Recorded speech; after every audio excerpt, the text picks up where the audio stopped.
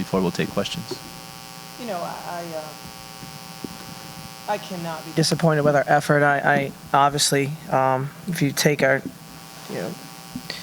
our shooting percentage of 4 of our starters was a rough night for us. I think it's 5 for 30, if I'm not mistaken, or something like that. And to be honest, for us to overcome that and keep this game as competitive as it was is a real compliment to my bench, which I thought was amazing, and to our hustle and our effort. But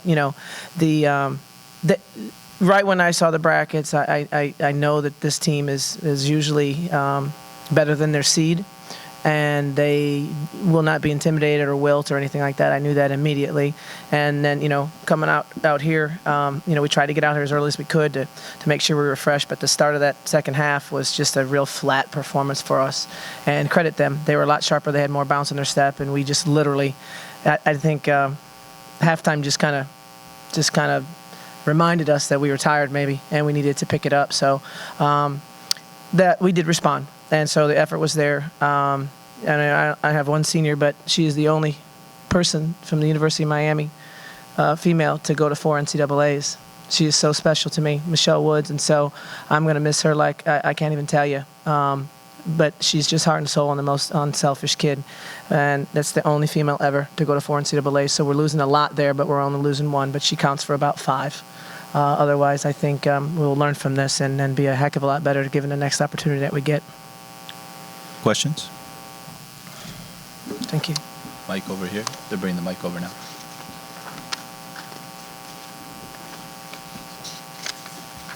Katie, there was a period when you guys did start to make a run at them. I think it was in the third quarter, and Laura hit a big shot, but she was called for a technical that kind of seemed to suck the air out temporarily. Did you ever get a clear explanation on what the technical was? Am I allowed to say that? Yeah. Yeah. Am I allowed? Yeah. I mean, she celebrated and did 2 fist pumps, and the referee felt it was in his direction. So I'll take that technical. I love emotion, so I'll take it. Put it on me. My fault. That's my technical. I got a freshman that's playing in her first NCAA. She's from another country. She's having a blast, so that tech's on me.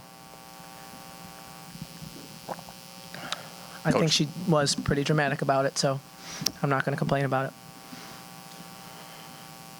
And then, by the way, then they took a point off. That was a 2 only. So that was kind of a big moment, yeah. Mike, they're going to bring the mic over here. Sorry. Coach Cat Clark from Keller TV in Sioux Falls. Talk about what made South Dakota State such a tough competitor. You mentioned they're good. Listen, you can talk about their 3-point shooting, and my players obviously did. Here's what the difference. They were stronger at the rim. When their guards drove, the ball went in or they drew a foul. And we had a lot of kind of wimpy little layups at the rim, and it really hurt us. And I was trying to get through the mentality of my players throughout the game.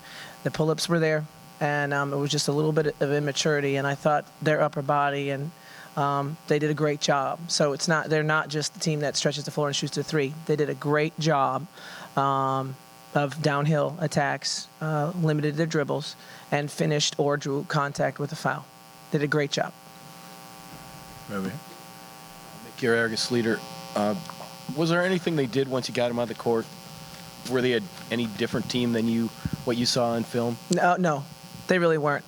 They weren't. They hit timely shots. I think that 3 at the end of the half, was great. That kid's been playing great. I mean, I'm complimenting a player that had 11 turnovers, but she was a heck of a player in that game. That's the thing. That's the balance. Like, could we turn them over? Would they hit timely shots? You take a risk with the press because you're scrambling out of your press, and that's what Motley was talking about with the big shot by Thompson, because that was a post player when we scramble out of our press and we're running to her. And, they didn't hit many threes in the second half, so that was a big one. And it didn't cost us the game. But, we generated a lot of opportunities for ourselves. We never quit. We never gave up.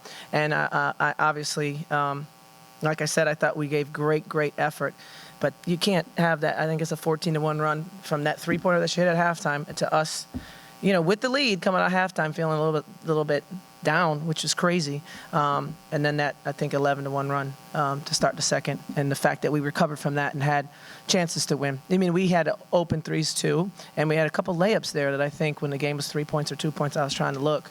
Really good looks, really good right at the rim. And, we got to hit them. And we didn't. And it's nothing that, I'm not sitting here regretting a ton or feeling like, goodness gracious, we didn't perform well. We didn't hit our shots that we need to hit to win.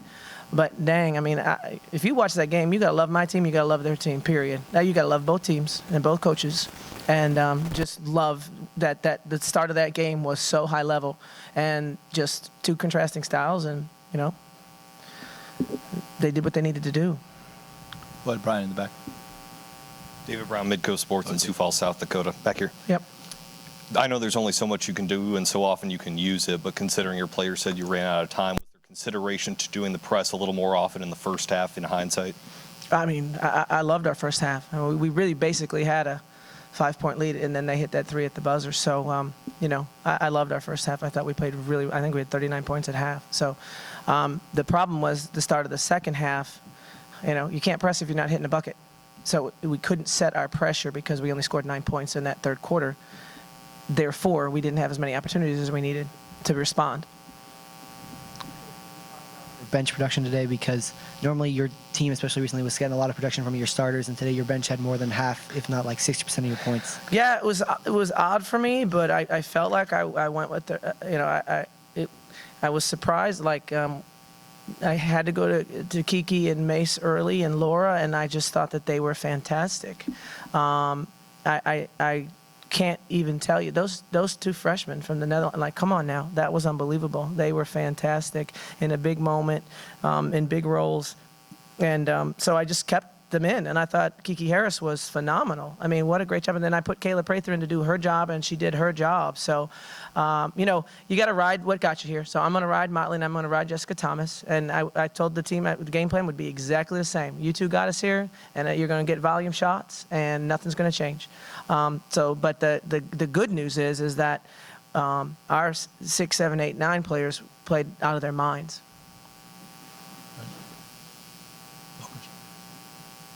Hope that's right. Any additional questions? Thank you, Coach. Thank you.